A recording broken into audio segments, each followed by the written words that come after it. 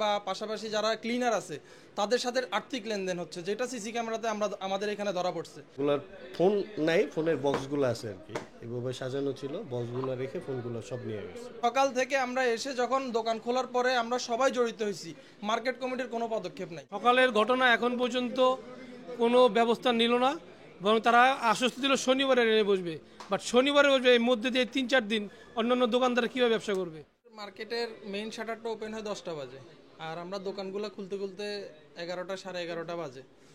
তো এই সুযোগের মধ্যে 10টা-2-এর মধ্যেই প্রায় 10-12 জনের একটা গ্রুপ হচ্ছে মার্কেটে ঢুকে, যেটা আমরা সিসি ক্যামেরা পর্যালোচনা করে দেখতে পারি। ওরা ঢুকার পরে ওরা হচ্ছে প্রথমে এই প্রত্যেক পুরো মার্কেটের ফ্রন্ট সাইড ব্যাক সাইড ওরা চেক দিয়ে রাখে এবং 2-3 জনে শাটার খোলে। শাটার খোলার পরে শাটার অল্প একটু ফাঁক করে নিচে দিয়ে একজন ঢুকে যায়। ঢুকার পরবর্তীতে আমাদের দোকানের যত ফোনগুলো ছিল, আমার এখানে আমি হোলসেল করি ফোন, এবং আমার বাইরে থেকে ফোন আসে, সকল ফোন আমি হোলসেল করি। তো আমার হোলসেলের ফোন ডয়ারে ছিল, ক্যাশে ছিল, এখানে ডিসপ্লেতে ছিল। প্রায় 120 পিসের মতো ফোন ওনারা নিয়ে যায়। ক্যাশ ছিল প্রায় 18 লাখ টাকার মতো।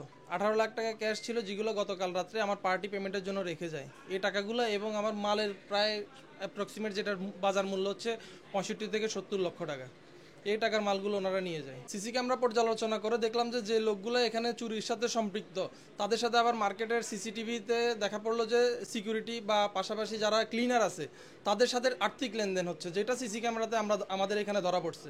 কিন্তু সকাল থেকে আমরা এসে যখন দোকান খোলার পরে আমরা সবাই জড়িত হয়েছি, মার্কেট কমিটির কোনো পদক্ষেপ নাই। আমরা নিচে গেছি, মার্কেট বন্ধ করছি, মার্কেটের বন্ধ রাখছি, কিন্তু মার্কেট কমিটি কোনো পদক্ষেপ নেয়। পরবর্তীতে মার্কেট কমিটির অফিসে আমাদেরকে ডাকছে। ডাকার পরে ওনারা বললো যে এটা আমাদেরকে শনিবারের মধ্যে সমাধান করে দিবে। আমরা যে 2 কোটি টাকার মতো ক্ষতিগ্রস্ত হয়েছি 2 দোকান মিলে, আমরা এই 3-4টা দিন কিভাবে দোকানদারিটা করব, কিভাবে আমরা করবো? আমাদের ব্যাংকের ঋণের সাথে জর্জরিত, আমরা 4-5টা ব্যাংকের থেকে টাকা নিয়ে ঋণ নিয়ে ব্যবসা বাণিজ্য করতেছি। আমাদের সকল কিছু মনে করেন হোল্ড হয়ে আছে। সার্ভিস চার্জ সহ নিয়ে মার্কেটের কোনো উন্নয়ন করতেছে না, কিন্তু তাদের নিজেদের উন্নয়ন হইতেছে।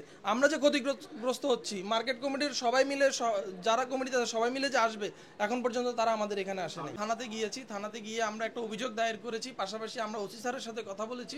ওসি স্যারও আমাদেরকে যথেষ্ট পরিমাণ আশ্বস্ত করেছে যে এই ব্যাপারটা উনি সর্বাত্মক সহযোগিতা আমাদেরকে করবে, যেহেতু থানা আমাদের একদমই পাশে। আমার শপটা হচ্ছে এই মার্কেটের মধ্যে মোটামুটি হচ্ছে নামকরাই একটা শপ।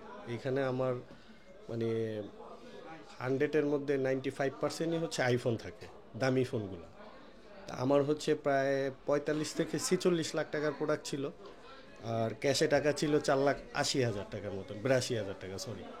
তো পুরোটাই ভেঙে আমার পাশের দোকান এবং আমার দোকান, এই দুইটা একেবারে সব, এই যে এগুলার ফোন নাই, ফোনের বক্সগুলো আছে আর কি, এভাবে সাজানো ছিল, বক্সগুলো রেখে ফোনগুলো সব নিয়ে গেছে। এই মার্কেটের কোনো ডিসিপ্লিন নাই, ওনারা শুধু সার্ভিস চার্জ আমরা দিয়ে থাকি মাসের পর মাস, ওনাদের কোনো অ্যাক্টিভিটিস নাই। ওনারা এই মার্কেটে মানে মানে এক কথায় ঘুমাইয়া যেভাবে ডিউটি করে, মানে ইচ্ছা মতন, মানে একটা মার্কেটের মধ্যে ম্যান পাওয়ারের অফিস থাকে, আজাইরা অনেক আলতু ফালতু অফিস দিয়ে রাখে, পাশাপাশি এই যে দোকানগুলোও এই মার্কেটে আরও এর আগেও একবার চুরি হয়েছে। আমরা মার্কেটের কমিটির পক্ষ থেকে কোনো কিছুই পাচ্ছি না, এক কথায় যা যতদূর করার আমরা করতেছি অসহায়ের মতন।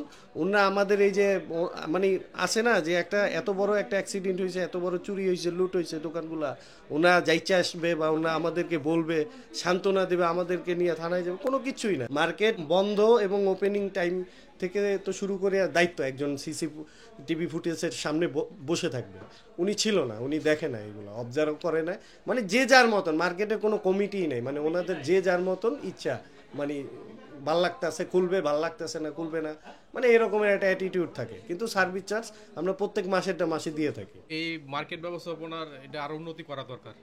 এভাবে এটা হচ্ছে না, মানে কারো কোনো মাথা ব্যথা নেই এই বিষয়, কিভাবে দোকান কর্তৃপক্ষ তারা কি করতেছে, কোনো কিছুতেই তাদের কোনো মানে ইন্টারেস্ট নাই বললেই চলে। আজকে এই দোকানে কালকে তো আমাদের দোকান হইতে পারে, বাট মার্কেট কমিটি এটা নিয়ে এখন পর্যন্ত, সকালের ঘটনা এখন পর্যন্ত কোনো ব্যবস্থা নিল না, বরং তারা আশ্বস্ত দিল শনিবারে এনে বসবে। বাট শনিবারে বসবে, এর মধ্যে দিয়ে 3-4 দিন অন্যান্য দোকানদার কীভাবে ব্যবসা করবে? তার নিরাপত্তা কি? যদি কোনো ব্যবস্থা না নেয়, আমরা তো নিরাপত্তাহীনতায় আছি। তো তারা যদি ইমিডিয়েটলি ব্যবস্থা না করে, তাহলে দোকানপাট বন্ধ করে আমাদের রাস্তায় বসতে হবে, এছাড়া তো আমাদের কোনো সামনের পথ নেই।